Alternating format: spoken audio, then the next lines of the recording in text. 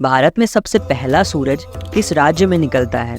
एक ऐसा राज्य जो चारों तरफ से पर्वतों और ठंडी वादियों से घिरा हुआ है, जो हमारे 7 सिस्टर्स में से एक हैं, जहाँ 26 से भी ज़्यादा जनजातियाँ निवास करती है। हम बात कर रहे हैं अरुणाचल प्रदेश की।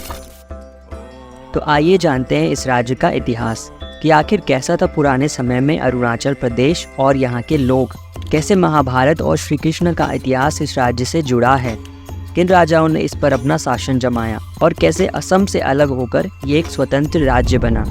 ये है भारत के एक अनोखे राज्य अरुणाचल प्रदेश का इतिहास।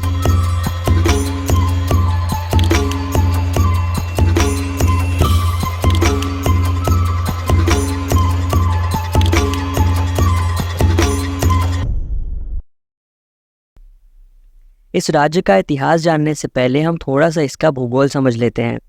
यह भारत का 14वां सबसे बड़ा राज्य है और अपनी सीमाओं को 2 राज्यों के साथ साझा करता है, असम और नागालैंड। इसके अलावा चीन का तिब्बत, भूटान और म्यांमार से भी इसकी सीमा लगी हुई है।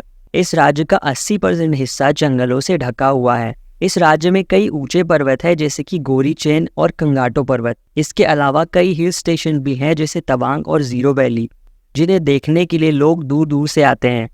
अरुणाचल प्रदेश की राजधानी ईटानगर है और ब्रह्मपुत्र नदी इस राज्य की सबसे मुख्य नदियों में से है। इस राज्य को इतिहास में प्रभु पर्वत के नाम से जाना जाता था।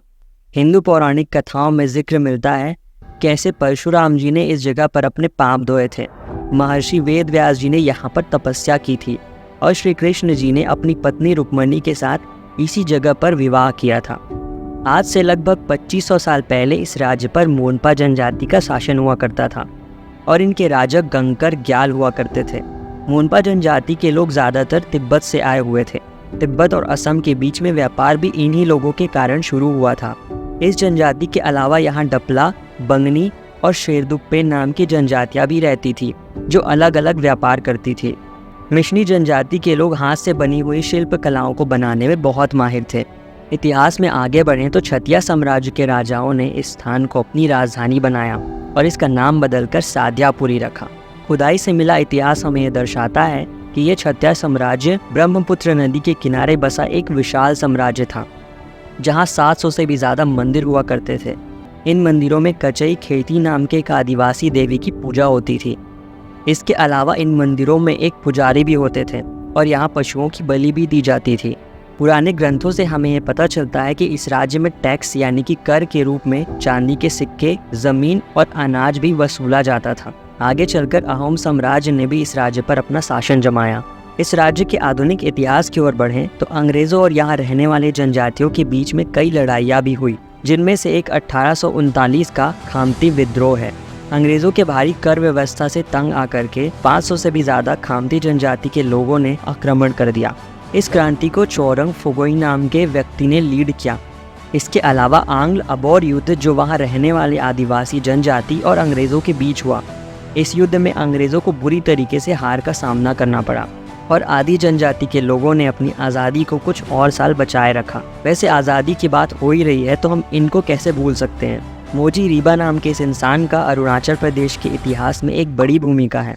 इन्होंने इस राज्य के अंदर कई सारे आंदोलन ऑर्गेनाइज करवाए, लोगों में देशभक्ति की भावना फैलाने के लिए पत्रिकाएं और पोस्टर्स छपवाया। आगे चलकर 1972 में इन्हें ताम्रपत्र नाम के सम्मान से भी नवाजा गया। हम जिस राज्य को आज अरुणाचल प्रदेश के नाम से जानते हैं, इससे पहले नेफा नाम से जाना जाता था, क्योंकि भारत आज़ाद तो हो गया था लेकिन ये राज्य अभी भी असम का ही एक हिस्सा था। जब भारत अंग्रेज़ों के अधीन था तो इन अंग्रेज़ों ने अपनी सीमा को बढ़ाना शुरू किया, जिसके लिए अंग्रेज अधिकारी सर हेनरी मैकमोहन को बुलाया। शिमला सम्मेलन में इस अधिकारी ने भारत और तिब्बत के बीच एक लाइन खींच दी। इसी लाइन को मैकमोहन लाइन कहा गया और आज तक ये लाइन भारत चीन के बीच एक बॉर्डर रेखा की तरह काम करती है।